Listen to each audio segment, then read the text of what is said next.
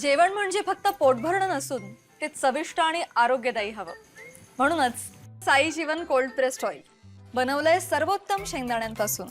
ना केमिकल्स ना उष्णता, झिरो कोलेस्ट्रॉल आणि ट्रान्स फॅट फ्री. प्रत्येक थेंबात शुद्धता, चव आणि आरोग्य. म्हणजेच तुमच्या हृदयासाठी आणि कुटुंबाच्या आरोग्यासाठी उत्तम. आजच साई जीवन निवडा, कारण आरोग्याला शॉर्टकट नसतो.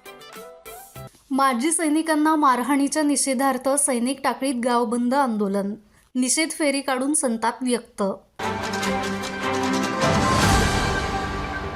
प्रस्तावित MIDCच्या विरोधात सुरू असलेल्या आंदोलनादरम्यान माजी सैनिक आणि शेतकऱ्यांना कथितरित्या मारहाण झाल्याच्या घटनेच्या निषेधार्थ सैनिक टाकळी येथे सोमवारी गावबंद आंदोलन करण्यात आलं. यावेळी गावातील सर्व व्यवहार बंद ठेवून ग्रामस्थांनी निषेध फेरी काढत संबंधित घटनेचा तीव्र निषेध केला. सैनिक टाकळी येथील प्रस्तावित MIDCच्या मुद्द्यावरून सुरू असलेल्या आंदोलनाच्या पार्श्वभूमीवर जयसिंगपूर येथील सिद्धेश्वर देवालय येथे बैठक आयोजित करण्यात आली होती. बैठकीस आमदार राजेंद्र पाटील यांच्या समर्थकांकडून 5 जण तर आंदोलकांकडून 8 जण उपस्थित होते. बैठकीदरम्यान आमदारांकडून MIDC करण्याचा आग्रह कायम ठेवत आल्यानं आंदोलकांनी बैठकीतून बाहेर पडण्याचा निर्णय घेतला. आंदोलक वाहनातून निघत असताना आमदारांच्या समर्थकांकडून वाहनावरती हल्ला करण्यात आला.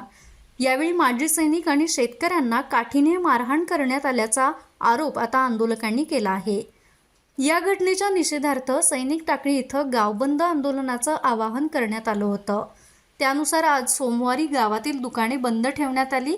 त्यानंतर ग्रामस्थ, माजी सैनिक, शेतकरी आणि महिलांनी मोठ्या संख्येने सहभागी होत गावातून निषेध फेरी काढली.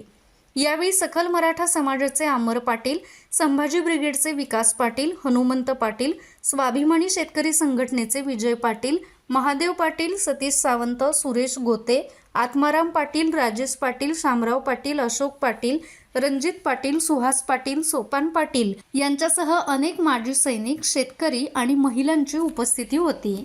माझा महाराष्ट्र न्यूज, कोल्हापूर.